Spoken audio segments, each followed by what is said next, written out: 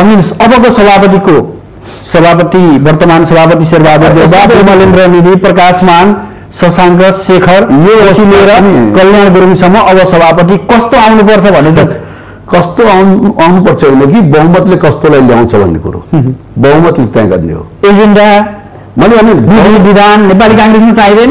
मैले एजेन्डा सबै छ, कसैलाई फुर्सद छैन त्यो अध्ययन गर्ने। हामी अझै अमेरिका र युरोप जस्तो उहाँहरूले पनि त स्पष्ट रूपमा म यो गर्छु भनेर खाका त बाहिर ल्याउनु सक्नु भएको छैन। मैले भने जसले कार्यकर्ता बनायो, जसको पछाडि मार्च ठुलो भयो उसैले पाउने हो। त्यो मार्चले के एजेन्डा हो सबैले हेर्दैनन्, केही होला त्यसमा। तर जसले संरक्षण दिन सक्छ, जसले यो मार्चलाई कन्ट्रोल गर्न सक्छ, आफ्नो साथमा राख्न सक्छ, जसले विश्वास दिलाउन सक्छ, त्यो मार्चको राजनीति भयो, एजेन्डाको र विचारको। म यहीँनिर रोकेर यहाँलाई भने अहिले महामन्त्रीमा 3 जना आफूहरूलाई युवा हस्ती बनाउने व्यक्तिहरूले औपचारिक रूपमा घोषणा गर्नुभएको छ, आफ्नो स्थानमा पुगेर घोषणा गर्नुभएको छ। हामी भन्छौँ युवा नेतृत्वमा सधैँ आउनुपर्छ, युवाले अब नेपाली काङ्ग्रेसको नेतृत्व सम्हाल्नुपर्छ भन्छौँ, तर नेतृत्व लिन हिचकिचाइरहेछौँ हामी। त्यसपछिका पदमा चाहिँ हामीले हानाथाप गरिरहेछौँ। तपाईँ पनि त्यसमध्येको एकजना पर्नुहुन्छ जो नेतृत्व पनि दाबी गर्नुपर्छ, अब हामीले नेतृत्व छोड्नुहुन्न भन्नुहुन्छ यहाँ पनि। तर नेतृत्व लिन हिचकिचाइरहने अवस्था आजको युवा पुस्तामा होइन। मैले भने नि अहिले हाम्रा युवा पुस्ताहरू जो नाम लिनुभयो उहाँ मध्येबाट एकजना आएर सभापति ल्याउन सक्नुहुन्थ्यो नि, समेटेर जान सक्थ्यो, अरू पदमा बाँड्न सक्नुहुन्थ्यो भने उहाँहरूले आफै कन्फिडेन्स विश्वास छैन। उहाँहरू पनि कहीँ न कहीँ हाम्रा सिनियर लिडरहरू प्रभावित हुनुहुन्छ। एमसीसी पास गर्ने हतारो छ, एमसीसी कसरी पास गर्ने भन्ने चासो छ नेपाली काङ्ग्रेसलाई, अनि कहाँबाट त्यो यो हतारो त नेपाली काङ्ग्रेसले मात्रै होइन, हिजोको केपी ओलीजीलाई पनि थियो, एमालेका साथीहरूलाई पनि थियो। केपी ओलीजी पनि अब उहाँ तर आजमा त उहाँहरू पन्छिरहनु भएको छ। त आज भने नि राष्ट्रियताको सवालमा अब यो एमसीसी कुरोको पास फेल होला आफ्नो ठाउँमा छ, तर यदि हामी समयमा यसको एउटा निर्णय दिन सक्दैनौँ भने अन्तर्राष्ट्रिय क्षेत्रमा अरू मुलुकहरूसँग हामीले गर्ने सम्झौताहरू के उनीहरूले हामीलाई विश्वास गर्छ। आजको दिनसम्म काङ्ग्रेस बोलाएको छैन, सत्तामा गइसकेपछि ल भन्नुहोस् काङ्ग्रेसको एमसीसी प्रति धारणा के हो? पक्कै पनि पार्टीले केही हिजोको दिनमा शेरबहादुर दाइ हाम्रो सामान्य प्रधानमन्त्री अहिलेको वर्तमान, उहाँको समयमा अहिलेको कानुन मन्त्री ज्ञान बहादुर कार्कीजीको सिग्नेचरबाट नै यो सम्झौता भएको छ। त्यसमा त कुनै दुईमत छैन। नेपाली काङ्ग्रेसले नै को पहलमै यो भएको र अहिले संयोगले हामी फेरि सरकारमा सत्तामा आएको छ। र त्यो एमसीसीको बारेमा जब हामी प्रतिपक्षमा थियौँ त्यही प्रेसर नेकपाको त्यसलाई नेपाल कम्युनिस्ट पार्टी अब अहिले एमालेका तत्कालीन प्रधानमन्त्री केपी ओलीजीले को पनि प्रयास थियो यसलाई छिटोभन्दा छिटो पास गरौँ, तर उहाँको पार्टीभित्र पनि यसप्रति असहमतिहरू आए। काङ्ग्रेसभित्र पनि यसका कुराहरू यसमा चाहिँ असहमतिहरू छ। हाम्रो यो संस्कार बन्दै गइराखेको छ, त्यो दुर्भाग्य हो। अनि त्यस्ता गणेश प्रवृत्तिको व्यक्तिहरूलाई तबाई त भारी माथि भारी भारी बोकाउँदै जान्छन्, जसले गर्दाखेरि त्यो नेतृत्व पनि सफल हुन सक्दैन। भन्दै गर्दा नेपाली काङ्ग्रेसले जसले सोचेकै थिएन सत्तामा पुगिन्छ, यो 5 वर्ष बागडोर सम्हाल्न पाइन्छ भन्ने उसले सोचेको पनि थिएन। यो अवसर पाइयो गारे भनेर, तर यसको सही सदुपयोग गर्न सक्न पर्यो। हामीले आफ्नो डिसिजन त गर्न सक्न पर्छ। हामीले आफ्नो सरकार बनाउनलाई कतिवटा भाग छ, अब यो फलाना भाग भण्डा भनेर अनि के रोकिराख्ने? नेतृत्वले त आफ्नो नेतृत्वको एउटा डिसिजन दिएर जान सक्न पर्यो नि। तर अमलमा काङ्ग्रेस छ आज मै आउनुपर्छ भन्ने छैन नि सरकारमा। यदि हाम्रो भागमा 5 वटा 6 वटा 7 वटा पर्छ भने समझदारीकरण हाम्रो नेताहरूसँग कस्तोलाई दिने? जो आदमी काङ्ग्रेसै आउने हो सिनियरलाई दिउँ न, मिलाएर दिउँ, या जसको जुन सेक्टरमा अलिक उसले गर्न सक्ने, उसमा केही क्वालिटी छ, उसले केही गर्न सक्छ यो मुलुकको लागि, उसमा केपेबल छ भने उसलाई दिउँ न। तर यहाँ दिइन्न। हाम्रो दुर्भाग्य हेर्नुहोस्, जति पनि संवैधानिक निकायका अङ्गहरू छन्, सभामुख मात्र होइन, चाहे सर्वोच्चका हुन्, एखतियारका हुन्, निर्वाचन आयोगको जति पनि संवैधानिक निकायका अङ्गहरू छन्, अहिले चाहिँ जुन किसिमले र राष्ट्रपतिको बारेमा नै भनौँ न, हिजोको दिनमा पनि नउठेका होइन, उठाइएका छैन भन्ने कुरो आउँदैन। जुन किसिमले प्रस्तुत भयो आज त्यो संवैधानिक निकायहरूको जुन किसिमले सेलेक्सन छ, जुन किसिमले हामीले छनौट गर्छौं, सायद मलाई लाग्छ त्यो प्रक्रियामा कहीं न कहीं त्रुटि छ। यसले सशक्त रूपमा विरोध गर्न सकेन, प्रतिपक्षको भूमिका निर्वाह गर्न सकेन, किनकि हामीले माइकले सभामुखको टाउको फोड्नलाई त्यसलाई लक्षित गरिएन।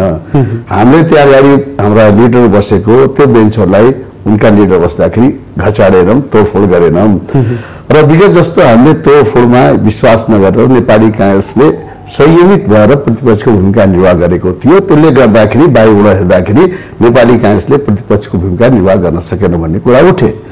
तर आज ठिक हामी सत्तामा छौं र नेकपा एमाले प्रतिपक्षमा छ र मैले भने यो व्यवस्थामा सिस्टममा प्रतिपक्षले विरोध गर्छ, स्वाभाविक रूपमा हो। तर जुन किसिमले उछलकुदहरू, जुन किसिमले एकअर्का सांसदहरूले एकजना उचालेर माथि पुर्याउन प्रयास गर्ने, एकजना महिला सांसदले स्वयं भन्नुभयो उहाँले मान्यजीले मैले त्यो टाउको फोड्नलाई मान्छे नि सभामा माइक टाउको फोड्नलाई माइक उचालेको थिए तर सकिन भन्ने कुराहरू।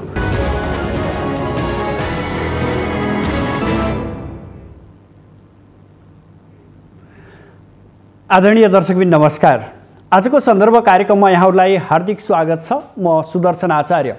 दर्शकबिन, आजको सन्दर्भमा आज हामी नेपाली कांग्रेसका नेता तथा प्रतिनिधि सभा सदस्य देवेन्द्र राज कणेललाई अतिथिको रूपमा स्टुडियो निम्ति आएका छौं। आज हामी खास गरी नेपाली कांग्रेसको आसन्न 14औं महाधिवेशन र 14औं महाधिवेशनको कार्यतालिका सार्वजनिक भइरहँदा देखिएका अन्य र आगामी महाधिवेशनबाट आउने नेतृत्व र त्यसको एजेन्डा कस्तो हुनुपर्छ भन्ने विषयमा केन्द्रित भएर बहस गर्नेछौँ। साथसाथै संघीय संसदका दुवै अधिवेशनमा प्रमुख प्रतिपक्षी दल नेकपा एमाले अवरोध गरिरहेको अवस्था छ। प्रतिनिधि सभा बैठकमा बुधबार, शुक्रबार र आइतबार बसेका तीनवटै बैठक एमालेको रोस्टर घेराउको कारण सुचारू हुन नसकेको अवस्था छ। एमाले रोस्टरमा उभिएर नाराबाजी गरिरहेको अवस्था छ। अर्कोतर्फ अध्यादेश र प्रतिस्थापन बजेट चाहिँ प्रस्तुत भएको अवस्था छ। यसरी राजनीति र राजनीतिज्ञहरूले कहिलेसम्म संसदलाई आवाजविहीन बनाउने अथवा त्यहाँनेर जति पनि आम जनताका भावनाहरू छन् ती भावनाहरू जनप्रतिनिधि मार्फत प्रस्फुटित हुने भावना समय कहिले दिने, यो प्रश्न पनि उठिएको बेला भएको छ। आज हामी यिनै विषयको पेरिफेरीमा रहेर बहस गर्नेछौँ। साथसाथै मन्त्री परिषदले पूर्णता पाउन नसकेको विषय र गठबन्धनको औचित्यका विषयमा पनि प्रश्न सोध्नेछौँ।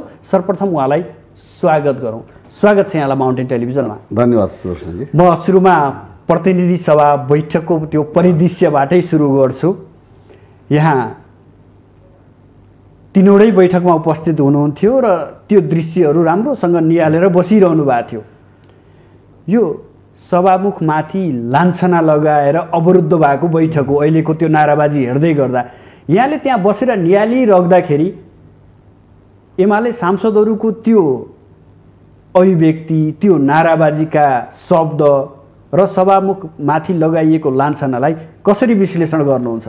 अब हेर्नुहोस् सुदर्शनजी, अब प्रतिपक्षको त भूमिकै हो सदनमा आफूले लागेका कुराहरू राख्ने र त्यो अनुकूल नहुँदाखेरि अब रोस्टम घेराउ गर्ने या विभिन्न किसिमका कुराहरू वेलमा गएर नाराबाजी गर्ने त्यो स्वाभाविक हो।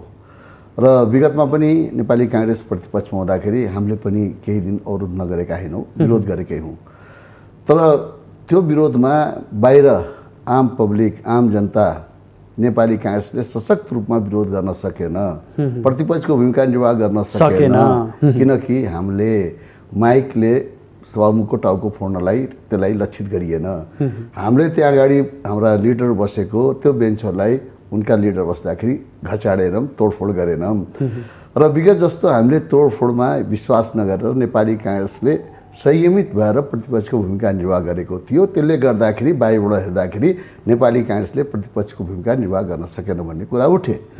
तर आज ठिक हामी सत्तामा छौं र नेकपा एमाले प्रतिपक्षमा छ र मैले भने यो व्यवस्थामा सिस्टममा प्रतिपक्षले विरोध गर्छ स्वाभाविक रूपमा हो तर जुन किसिमले उछलकुदहरू जुन किसिमले एकअर्का सांसदहरूले एकजना उचालेर माथि पुर्याउन प्रयास गर्ने एकजना महिला सांसदले स्वयं भन्नुभयो उहाँले मान्यजीले मैले त्यो टाउको फोड्नलाई मैले चाहिँ नि टाउको फोड्नलाई माइक उचालेको थिएँ तर सकिनँ भन्ने कुराहरू उहाँहरू आफै त्यो अभिव्यक्ति दिइराख्नु भएको छ। त्यसै कारणले गर्दाखेरि हिजो एमालेको संसदीय दलको बैठकमा शिष्ट रूपमा मर्यादित रूपमा प्रस्तुत हुने भन्दाखेरि अहिले भर्खर म पनि सदन बढाउँदैछु र पहिलो चरणको बैठकमा पनि उहाँहरूले नारा लाउनुभयो र उस श्रृङ्खल रूपमा प्रस्तुत हुनु भएन।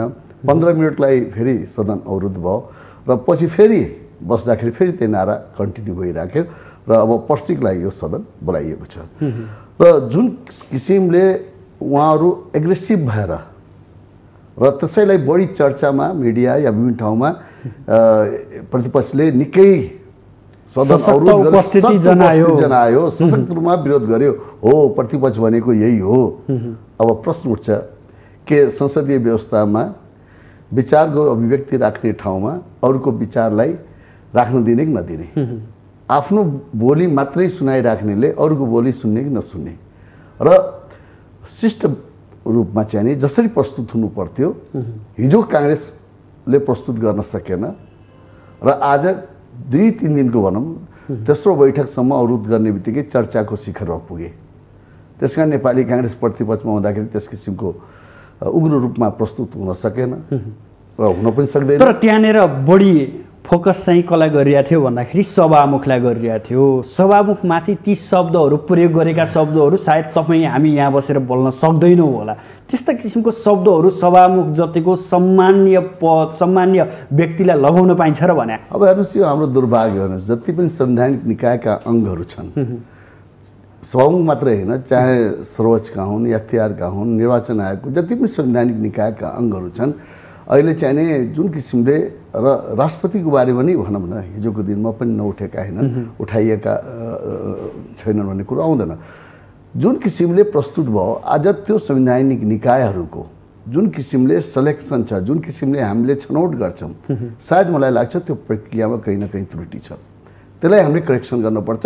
निष्पक्ष रूपमा निष्पक्ष तरिकाले हामीले एउटा मापदण्ड बनाएर ल्याउनु पर्ने। तर के छ भने जसको सरकार हुन्छ उसले रोज्ने हिसाबले आफ्नै किसिमले ल्याउने प्रवृत्तिले गर्दाखेरि र राजनीतिक दलहरूको भागभण्डामा यी पदहरू बाँडिँदाखेरि आज कता न कता कुनै दलको प्रतिनिधित्व गरेको आभास हुन्छ।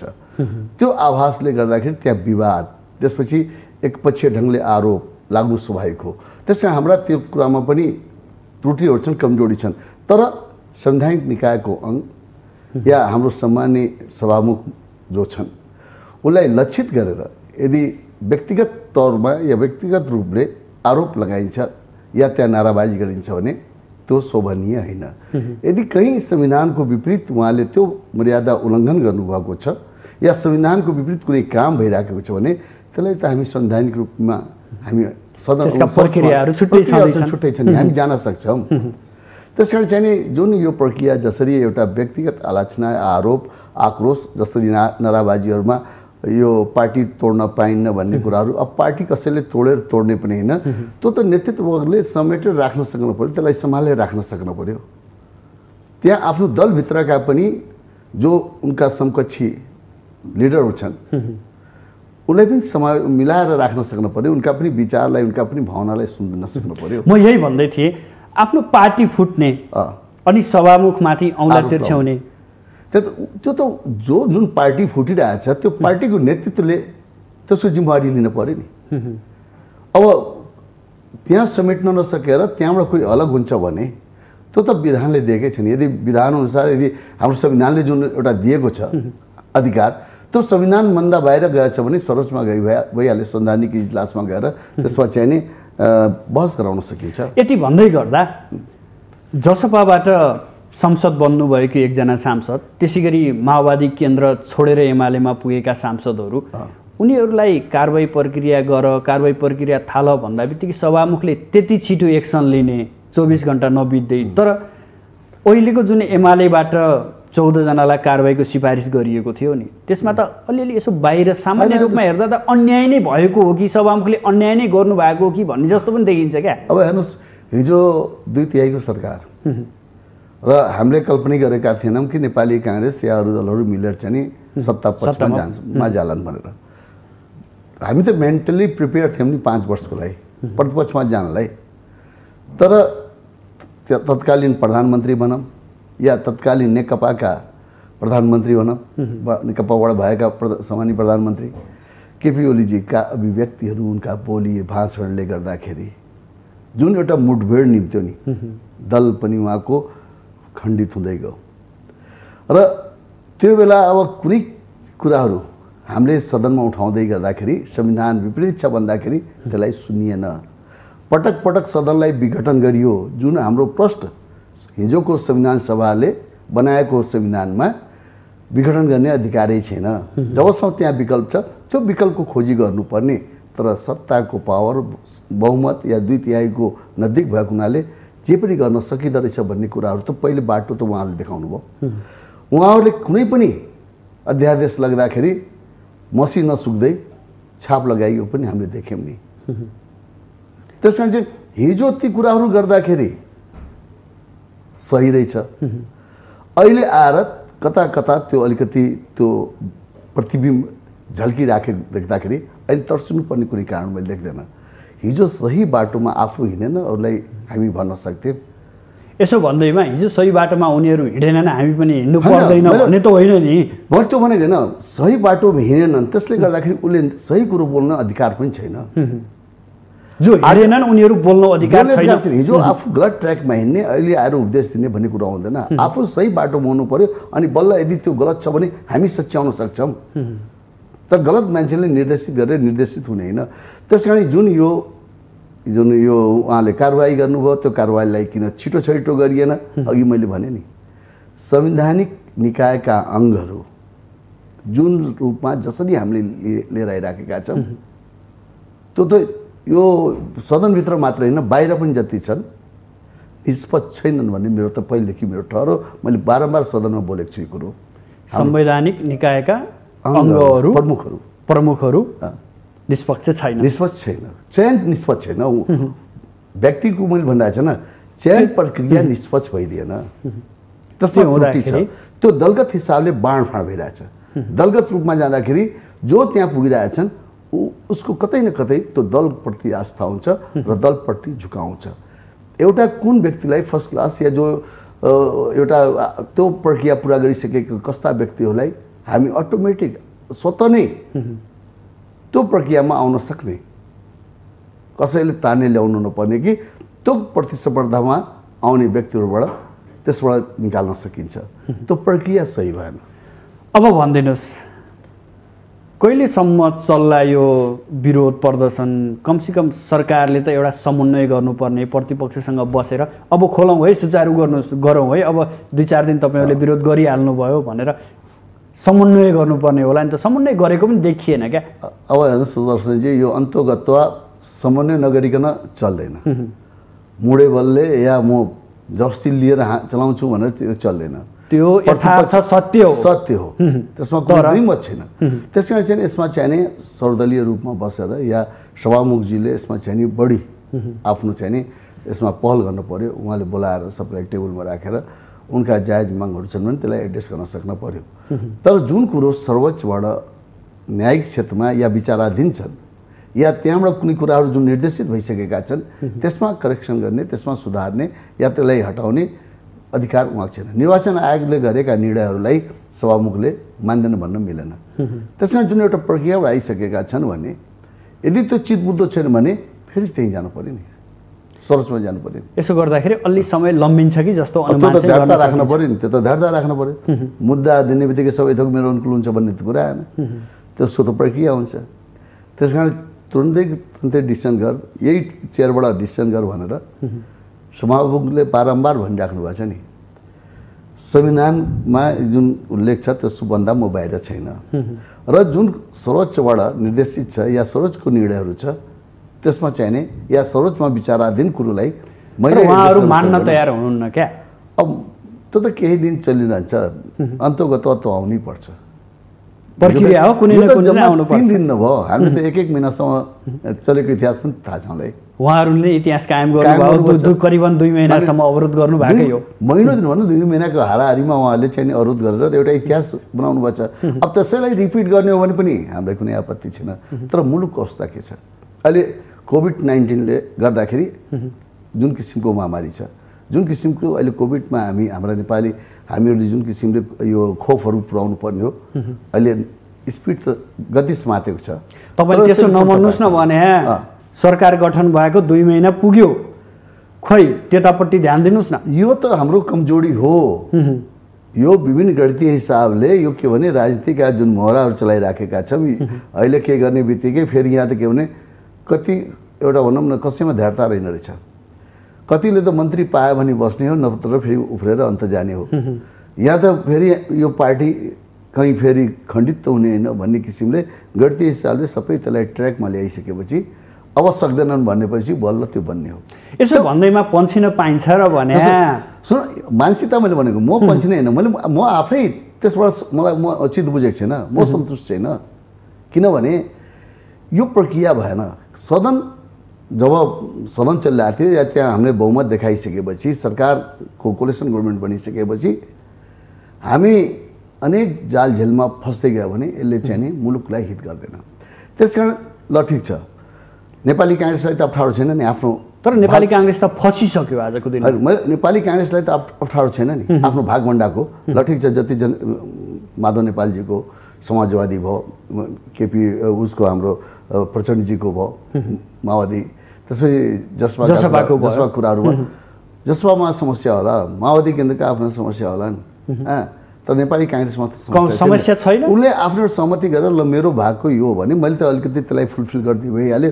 बाँकी उहाँले कुन कुन मन्त्रालय लिने हो त्यो कुराहरू एउटा निश्चित गरिसकेपछि त्यसलाई आफू एउटै मन्त्रीले 3-4वटा मन्त्रालय राखेर उहाँको कुरो। तर नेपाली काङ्ग्रेसमा नै बढी समस्या छ भनिन्छ। वरिष्ठ नेता रामचन्द्र पौडेल पक्षले मन्त्री नाम दिनै सकेका छैन, सिटौलातिरबाट पनि एकजनाको नाम परेको छ भन्ने कुरा त बाहिर आइरहेको छ। के भने हाम्रो भागभण्डाको राजनीतिले गर्दाखेरि यो सबै यो चाहिँ नि मलाई त कहिले काहीँ के लाग्छ भने अब के भने अब हुँदाखेरि हामी सत्ता पक्षमा छौँ त पीडा हामीलाई पनि छ।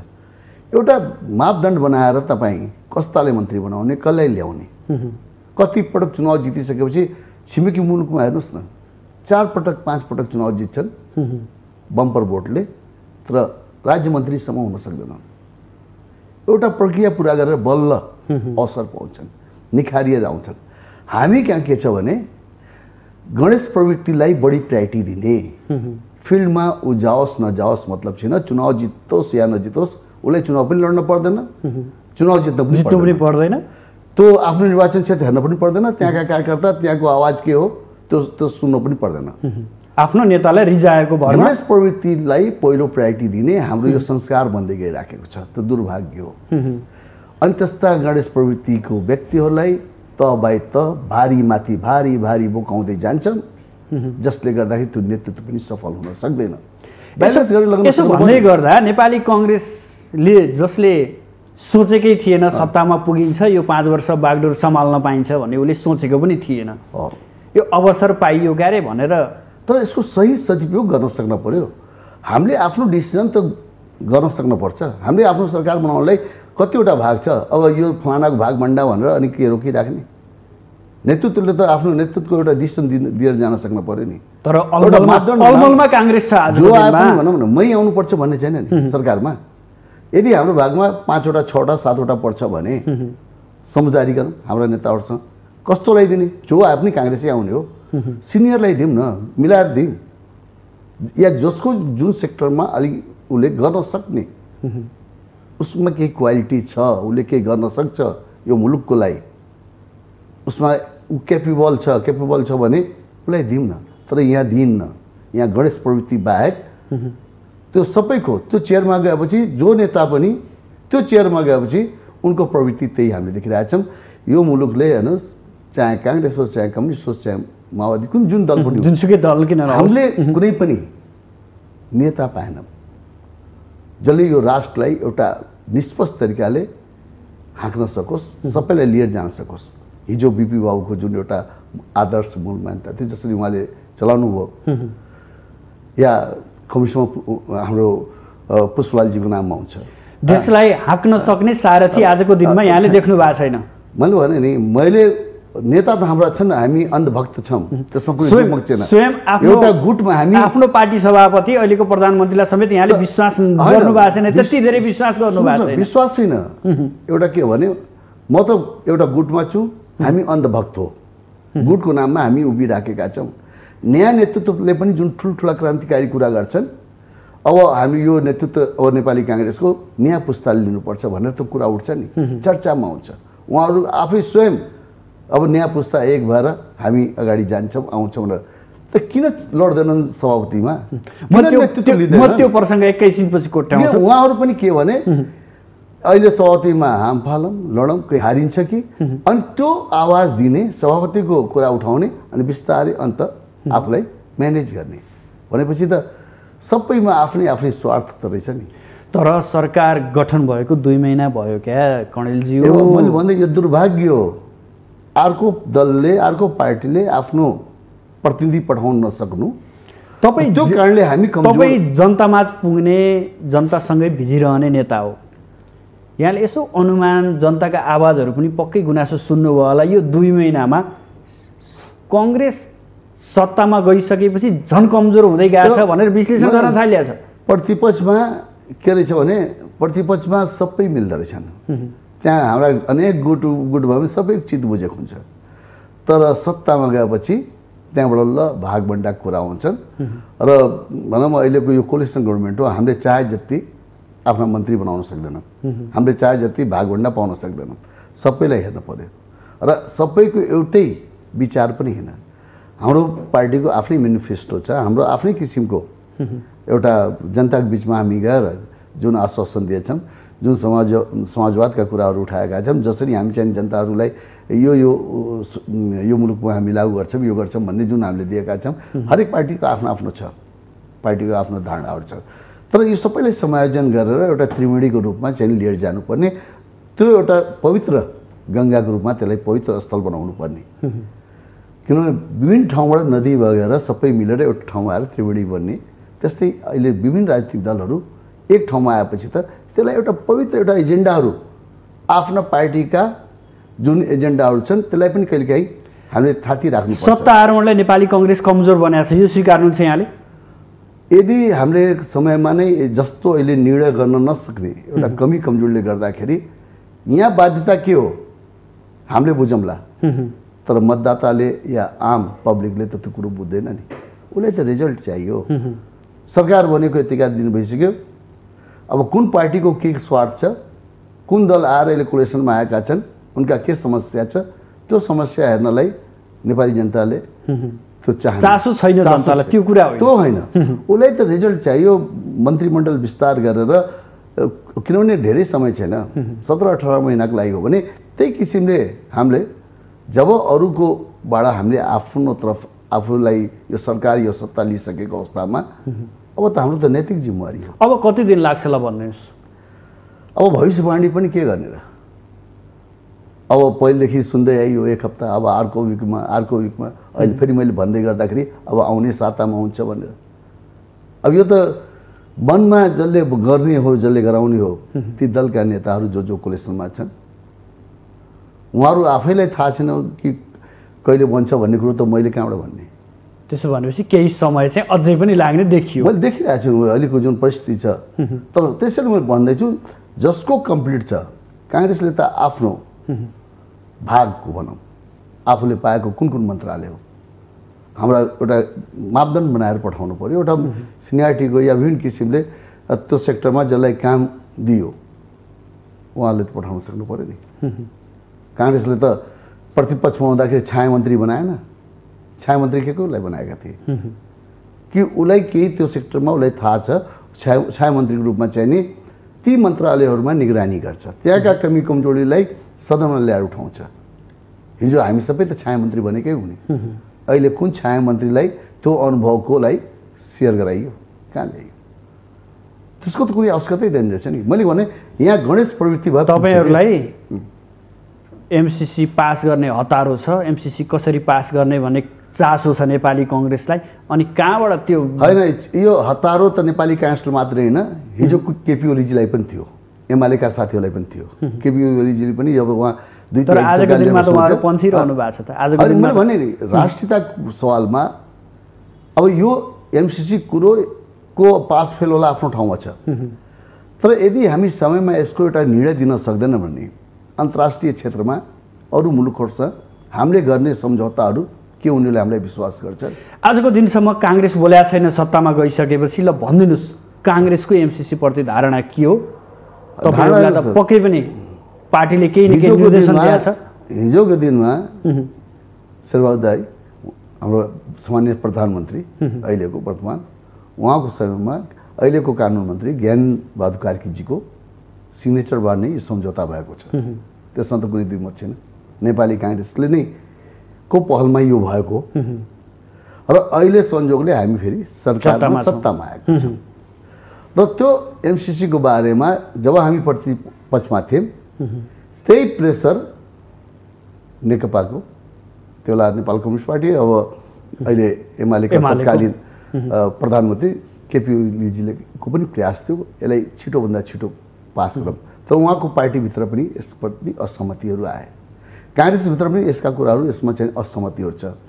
जुन बुदामा असहमति छ या त हामीले त्यसलाई सम्झाउन सकिराखेका छैनौँ, जसरी मार्केटमा जुन रूपमा गइरहेछ, अब भनौँ अमेरिकाको सेना आउने, त्यहाँको कानुन लागू हुने, कुनै घटना घट्यो भने उसको नियम कानुन अनुसार सबै हुने, यी याद कुराहरू जुन किसिमको प्रभोग भइरहेछ त्यसले त स्पष्ट पार्नु पर्यो नि।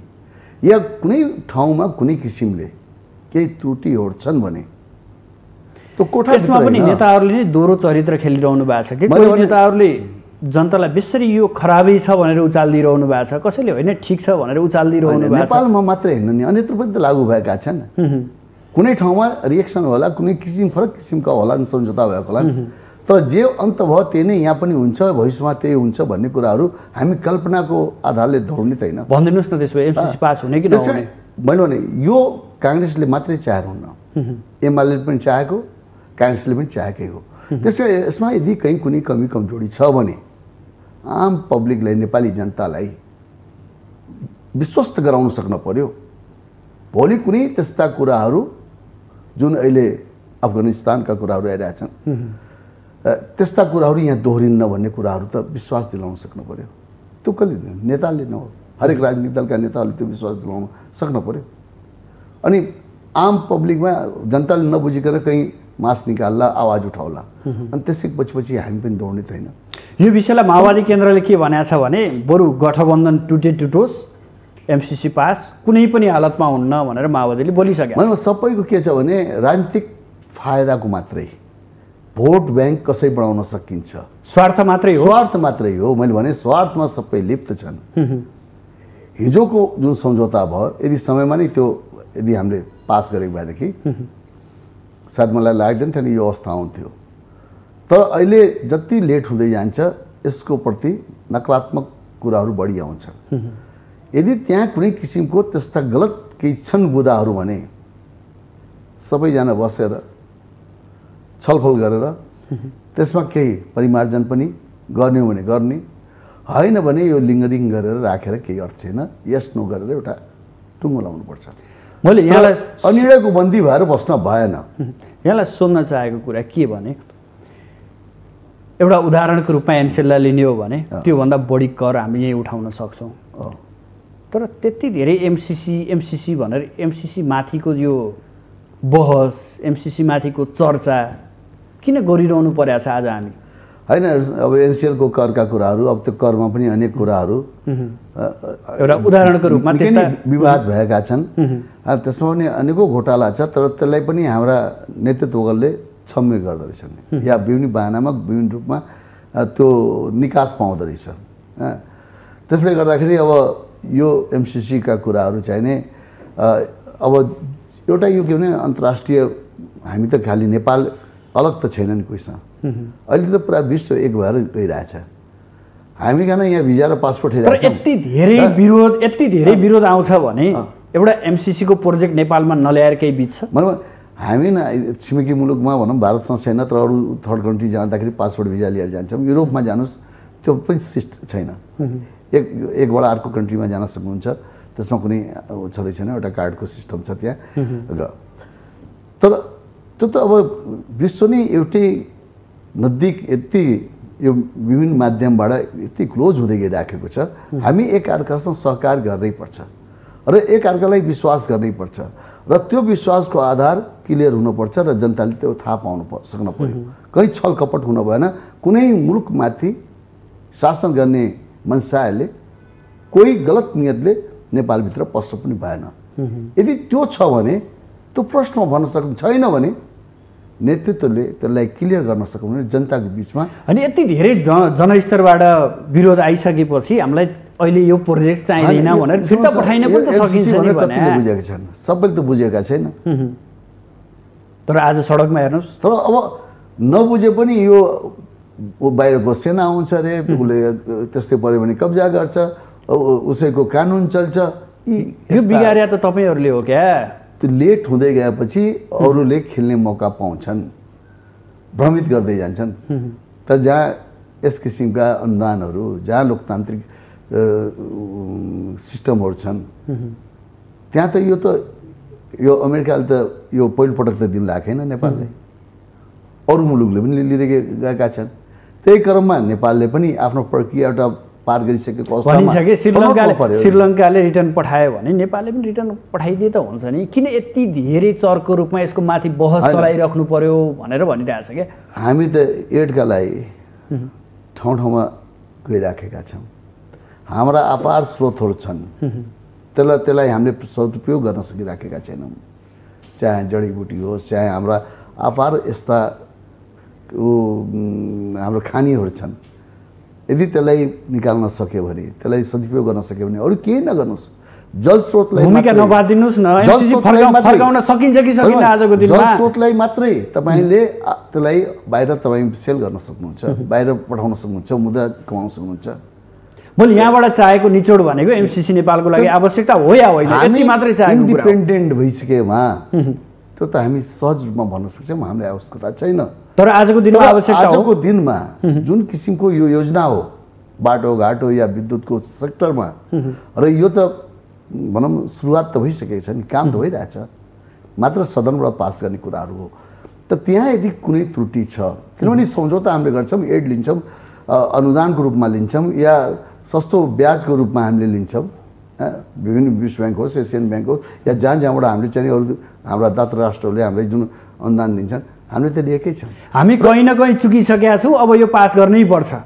म त्यो भन्दैन, पास गर्नै पर्छ भन्ने कुरो होइन। यदि जनताले विश्वास गरेनन्, जनताको हितको विपरीत छ भनेर यदि कहीँ झलक त्यहाँ देखिन्छ भने त्यो अवस्था म यही हुनैपर्छ भन्दैन। तर भ्रमित गरियो, भ्रम फैलाइयो र त्यो भ्रमलाई पहिले पोलिटिकल पार्टीका लिडरहरूले चिर्न आवश्यक छ। यदि चिर्न सक्दैनन् भने यसले राम्रो नतिजा दिन्न। यही नै हो, यही हो। अब हामी कङ्ग्रेसतिर प्रवेश गरौँ। 14औं महाधिवेशन लागिया छ तपाईँहरूलाई। एकदम यो भन्दै गर्दा अलि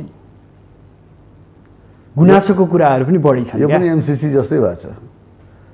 कसैले अहिले गर्नैपर्छ, कसैले चाहिँ रोक्नुपर्छ, कसैले चाहिँ यो जुन क्रियाशील छनौट प्रक्रिया भयो त्यो गलत भयो, कसैले कब्जा गरेछन्, हामी विधानका कुरा गर्छौँ, कसैले विधान नमान्ने पनि हुँदो रहेछ। अनेक रहेछ कि यहाँ पनि। अझै पनि पार्टी कार्यालयमा धरना छ। रौतहट जिल्लाको काङ्ग्रेसहरू पार्टी कार्यालयमा छन्। धेरै जिल्लाको त वडा अधिवेशन यहाँहरूले सकाइसक्नु होइन। अहिले मेरै जिल्लामा अब वडा त एउटा आधार हो। त्यही हो। तर हामी कहाँ 5-6वटा वडामा जो क्रियाशील सदस्यहरू पुराना जसको नवीकरण गर्ने हो, त्यो नवीकरण गरेर पठाउनु पर्नेमा नम्बर मेरै हो, तर मेरो नामको ठाउँमा टिपेक्स लाएर अरूको नाम पठाएर नवीकरण भएर जान्छ। त्यति पनि हामीले कन्ट्रोल गर्न सक्दैनौँ। मेरो 3-4वटा वडामा 1.5-2 सय मान्छेको त्यो किसिमको मरेका व्यक्तिहरूको नाम हटाउने ठाउँमा उसको नम्बरमा नाम हटाएर अरूको नाम पठाइन्छ। त्यो रेकर्ड हामीसँग छैन। त्यहाँ सङ्ख्या बढाउने होडबाजी हाम्रो जुन क्रियाशील थियो पहिले। तपाईँहरूले यो महाधिवेशन यत्तिकै अन्यलतामै गुजार्ने त होइन नि, शङ्का त्यहाँनिर उब्जिन लागेको छ। अब यो त अब हाम्रो जति पनि पार्टीभित्र नेतृत्ववर्ग छन्, पदाधिकारीहरू, चाहे वरिष्ठ नेता हुन्, चाहे हाम्रा सभापति हुनुहुन्छ, यो अवस्थामा आउनु त सबै जिम्मेवार छन्, कोही पन्छिन पाउन्न। एउटा सिस्टमको त विकास गर्न सक्न पर्यो नि। एउटा ठाउँ भनिन्छ वडाकोले पठाएकोलाई नै मान्यता दिने, माथि कहीँ हेरफेर गरिएछ भने त्यसलाई मान्नु नदिने भने वडा। तर मेरै जिल्लाको म फेरि उदाहरण दिन्छु, वडाले गरेका निर्णयलाई मान्य नदिने, माथिबाट जे लादियो त्यही नै मान्नुपर्ने। त्यही एउटा नेताको दुईटा जिब्रो, दुईटा नीति। कहाँ उसलाई अनुकूल छ, कुन जिल्लामा के बोल्नुपर्ने त्यही भाषा बोल्यो भने अनि पार्टीमा कुनै निकास, पार्टीले कुनै निकास पाउँछ। यही अवस्थामा कङ्ग्रेसको महाधिवेशन सम्पन्न होला जस्तो लाग्छ यहाँलाई? होइन, सम्पन्न त गर्नै पर्छ, त्यो पनि एउटा बाध्यता छ।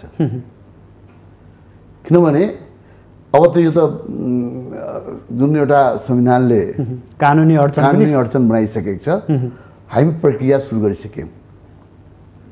अब जुन विवादित जिल्लाहरू छ त्यसलाई पनि अब वडाको चाहिँ नि 5 गते जुन थियो, अब हामी कहाँ अब 5 गते यो वडाको समाप्त भइसक्यो।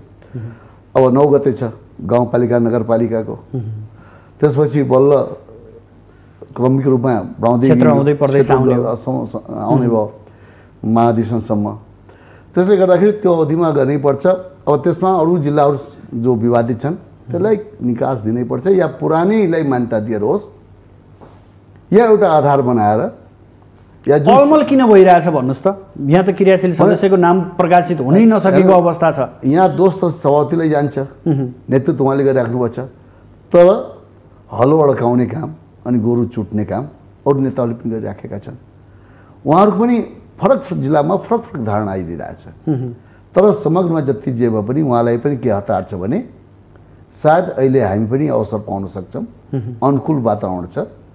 यही यतातिर एमसिसीको प्रेसर, अर्कोतिर पार्टीको यो फेरि प्रेसर, एउटै व्यक्तिले त्यसलाई थाम्न नसक्ला, सरकारको नेतृत्व। त्यसले गर्दाखेरि अलिकति अवसर पाइन्छ कि भनेर, अनि तर त्यो सोचाइले त अघि बढ्नु भएन नि। तर काङ्ग्रेस आज अस्तव्यस्त अवस्थामा छ। होइन, अस्तव्यस्त नै, यो अधिवेशनको टाइममा यो स्वाभाविक रूपमा प्रतिस्पर्धा हुन्छ र यही नै लोकतन्त्र। हेर्नुहोस्, म त भन्छु गलत किसिमले जहाँ जहाँ गरिएछ त्यो कमी कमजोरी हाम्रो नेतृत्वको एउटा मापदण्ड बनाइदिएपछि त्यही मापदण्ड अनुसार सबै क्लियर गरिदिए त भइहाल्थ्यो नि। तर त्यो मापदण्डलाई आफैले बनाएको विधान, आफैले बनाएको आचार संहिता र आफैले जुन एउटा क्रियाशील छानबिन समितिलाई दिएको निर्देशनको विपरीत त्यही कुल्चिँदै हिँड्नु छ यहाँहरू। अनि त्यही कुल्चिँदै हिँडेपछि अनि कहाँबाट हुन्छ त नेपाली काङ्ग्रेस? त्यस कारण प्रजातान्त्रिक पार्टी हो भन्दै बोल्न पनि यहाँहरू थाक्नुहुन्न। फेरि अब सबैलाई के छ भने कब्जा गर्ने, तर के हो भने कार्यकर्ता नेता सबैलाई मान्छन्। त्यहाँबाट आएपछि खोज जित्छ के जित्छ भनेर पहिले नै त्यसलाई चाहिँ नि अब गलत ट्र्याकले लगाउनु। काङ्ग्रेसको महाधिवेशन पनि आफू अनुकूल बनाउन खोजियो। होइन, अब कसैको चाहना छ, कसैको होला, तर काङ्ग्रेसका कार्यकर्ता या काङ्ग्रेसका महाधिवेशन प्रतिनिधिहरूले त्यो स्वविवेक आफ्नो लागू गर्छन्। त्यस कारण मलाई के लाग्छ, यो निर्वाचनको मुखमा हरेक पार्टीमा, काङ्ग्रेसभित्र मात्रै होइन, मैले प्रश्न मात्रै बोलिदिइरहेको छु कि यसमा लुकाएर त्यो लुक्ने अवस्था पनि छैन, लुकाउनु पनि पर्दैन। यो एउटा लोकतान्त्रिक पद्धति। तर काङ्ग्रेसमा चाहिँ पुरानै रोग हो क्या यो गुटगत प्रवृत्ति, हरेक ठाउँमा छ। हामी बढी उदारवादी भयो, हामी बढी एकदम बढी अलिकति ओपन भएर हिँड्छौँ। त्यस कारण चाहिँ नि सार्वजनिक रूपमा हामी बहस गर्छौँ, चिया पसलमा, होटलमा, चोकमा, त्यस्तै पऱ्यो भने मञ्चमा, हरेक ठाउँमा हामी बोल्ने गर्छौँ। त्यसले गर्दाखेरि हाम्रा कुराहरू बढी आउँछन्, बढी छत्ताछुल्लो भएका हुन्। तर के भने यो पार्टीको निर्वाचनको यो अधिवेशन जुन छ त्यो अधिवेशनसम्म यस्ता कुराहरू आउँछन्, तर अधिवेशन सिद्धिसकेपछि फेरि सबै एउटै मूलधारमा बग्ने। त्यसो नभन्नुहोस् न, अघिल्ला अधिवेशनबाट पनि त देखिएकै हो, ती गुटहरू अझै पनि यथावत छन्, अझै पनि सक्रिय छन्, अझै पनि बार्गेनिङमा छन्। त्यो त अवसरको फाइदा उठाउन खोज्छ नि। यदि नेतृत्व कमजोर छ भने त्यो नेतृत्वबाट कति लिन सक्नु भन्ने कुरो सबैको हो नि। तपाईँ नि पसलमा गएपछि अब भनिसके त्यहाँनिर अब अधिवेशनबाट नेपाली काङ्ग्रेसभित्रको गुटगत प्रवृत्ति सकिन्छ भनिन्छ। सकिन्न, बढ्छ, किनभने गुटले असर पाउँछ। त्यो देखियो नि, हिजोको गुटबाट कोही पराजित भयो भने लड्ने बित्तिकै उसले चाहिँ एउटा गुटको मान्यता पाउँछ। यो सिस्टमले गयो भने त यो त झन् विकृति बढ्दै जान्छ। यो के छ भने अहिले के भइदियो भने गुटको नाममा मैले अघि भन्दै अब 14औं महाधिवेशनमा त यति धेरै गुट सिर्जना भइरहेछ। मैले भन्दै थिएँ, तपाईँ एउटा पसलमा जानुहुन्छ, एउटाको मूल्य तोक्छौले व्यापारीले, तपाईँले त्यो बार्गेनिङ गर्नुहुन्छ, घटाउनुहुन्छ अनि बल्ल तल एउटा आएर केही त केही सस्तो पाउनुहुन्छ नि। त्यस्तै यसले हाम्रो हरेक पार्टीमा के छ भने बार्गेनिङ गर्ने गुटको नाममा चाहिँ नि। अब थाहा छ चुनाव जित्न सक्ने नसक्ने छ, तर चुनाव लड्नै पर्छ। लडेपछि त्यो के हो भने एउटा आधिकारिक भयो, ऊ पनि एउटा समूहको रूपमा मान्यता प्राप्त गर्यो र उसले पनि केही हिस्सा पाउँछ भन्ने त्यो अहिले त्यो विकृतिले अहिले झन् पार्टीहरूले अप्ठ्यारो बनाइरहेछ। त्यही अब नेतृत्व कसको 14औं महाधिवेशनमा चर्चा छ। यहाँ दर्जन बढी व्यक्ति आकांक्षीको रूपमा हाम्रा महाधिवेशनका प्रतिनिधि साथीहरूले जसलाई मन पराउँछन्, जो लोकप्रिय छ, जसले यो मुलुकलाई हाँक्न सक्छ, पार्टीले हाँक्न सक्छ, उसैलाई जिताउँछ।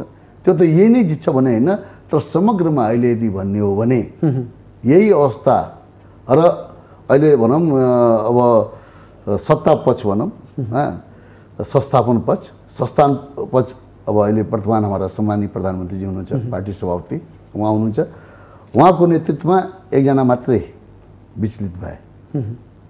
अहिले उहाँ सँगसँगै अरू पनि त होइन, अरू त मलाई थाहा छैन, तर एकजनाले फरक उहाँसँग प्रतिस्पर्धा गर्नलाई अगाडि आइराख्नु भएको छ।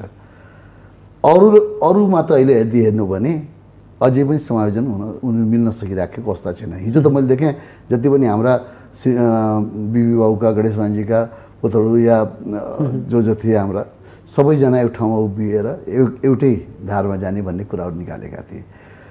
भीमलेनजीहरू अब सबै नेपाली कांग्रेसमा अझै पनि यो उहाँहरू पनि त एक हुन सक्नु भएन नि। बिबी बाबुको हाम्रो आदरणीय नेता महेन्द्र नायडूजीको परिवारसँग रिलेटेड, चाहे या उता गणेश मान्जीको उहाँहरू जुन पुत्रहरू हुनुहुन्छ नि हाम्रा अग्रज नेताहरूका, उहाँहरू पनि त एक धारमा हुन सक्नु भएन नि। सबैको आफ्नै छ, मलाई बनाइदिए। त्यसो भए नेपाली कांग्रेसमा वंश परम्परा र वरिष्ठताको परम्परा तोडिनेवाला यो अधिवेशनमा पनि छैन। उहाँले दावा गर्ने हो, तर तोड्ने नतोड्ने भन्ने कुरो त हाम्रा महाधिवेशन प्रतिनिधिले त्यहाँ गर्छन्। अब हिजो मात्रै अब हाम्रै जिल्लामा नलपुरको त्यहाँ चाहिँ नि देउचुलीमा गएर हाम्रा डाक्टर शशाङ्क कोइरालाजीले पनि आफूलाई दाबी गरिसक्नुभयो सभापति र औपचारिक रूपमा उहाँले गर्नुहुन्छ। तर जसरी बिबी बाबुले आफ्नो गृह जिल्लामा गर्नुभयो, त्यस्तै उहाँले त्यही पदचिन्हमा उहाँले पनि देउचुलीमा गएर गर्नुभयो। त्यो राम्रो हो उहाँले गरेको कुरा। अब भनिदिनुहोस्, अबको सभापति वर्तमान सभापति शेरबहादुर देउवा, विमलेन्द्र निधि, प्रकाश मान, शशाङ्क शेखरदेखि लिएर कल्याण गुरुङसम्म अब सभापति कस्तो आउनुपर्छ भने त कस्तो आउनुपर्छ होइन कि बहुमतले कस्तोलाई ल्याउँछ भन्ने कुरो, बहुमतले त्यहाँ गर्ने हो। एजेन्डा मैले भने विधि विधान नेपाली कांग्रेसमा चाहिँदैन। मैले एजेन्डा सबै छ, कसलाई फुर्सद छैन त्यो अध्ययन गर्ने। हामी अझै अमेरिका र युरोप जस्तो उहाँहरूले पनि त स्पष्ट रूपमा म यो गर्छु भनेर खाका त बाहिर ल्याउन सक्नु भएको छैन। मैले भने नि, जसले कार्यकर्ता बनायो, जसको पछाडि मास ठुलो भयो उसैले पाउने हो। त्यो मासले के एजेन्डा हो सबैले हेर्दैनन्, केही होला नि त्यसमा। तर जसले संरक्षण दिन सक्छ, जसले यो मासलाई कन्ट्रोल गर्न सक्छ, आफ्नो साथमा राख्न सक्छ, जसले विश्वास दिलाउन सक्छ, त्यो मासको राजनीति भयो, एजेन्डाको र विचारको। म यहीँनिर रोकेर यहाँलाई भने अहिले महामन्त्रीमा 3 जना आफूहरूलाई युवा हस्ती बनाउने व्यक्तिहरूले औपचारिक रूपमा घोषणा गर्नुभएको छ, आफ्नो स्थानमा पुगेर घोषणा गर्नुभएको छ। हामी भन्छौँ युवा नेतृत्वमा सधैँ आउनुपर्छ, युवाले अब नेपाली कांग्रेसको नेतृत्व सम्हाल्नुपर्छ भन्छौँ, तर नेतृत्व लिन हिचकिचाइरहेछौँ हामी। त्यसपछिका पदमा चाहिँ हामीले हानाथाप गरिरहेछौँ। तपाईँ पनि त्यसमध्येको एकजना पर्नुहुन्छ जो नेतृत्व पनि दाबी गर्नुपर्छ, अब हामीले नेतृत्व छोड्नुहुन्न भन्नुहुन्छ यहाँ पनि।